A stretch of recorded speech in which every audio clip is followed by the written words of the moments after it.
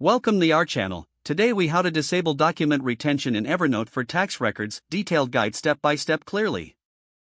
Open your Evernote account using your preferred web browser. Log in with your username and password. Once logged in, navigate to the account settings by clicking on your profile icon. From the drop-down menu, select Account Settings.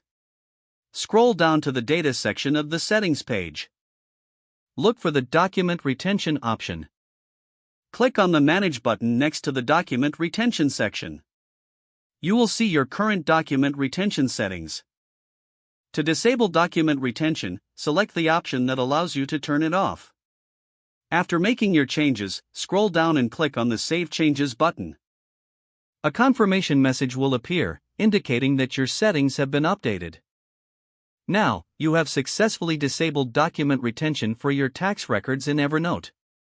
Make sure to review your tax records to confirm they are saved as intended without the retention policy. If the page does not load, refresh the browser or try again in a private or incognito window.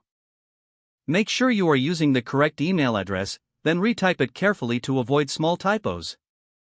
If your password is not accepted, use the reset option and create a new strong password you can remember.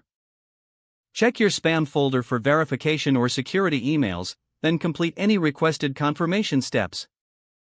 Enable two-factor authentication if available to improve account security and reduce unauthorized access risk.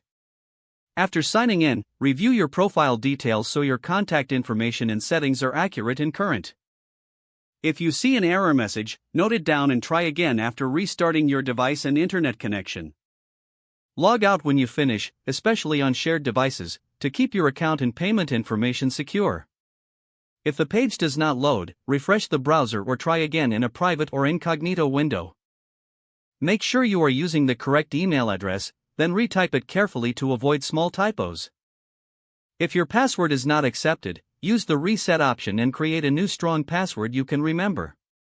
Check your spam folder for verification or security emails. Enable two-factor authentication if available to improve account security and reduce unauthorized access risk. After signing in, review your profile details so your contact information and settings are accurate and current. If you see an error message, note it down and try again after restarting your device and internet connection.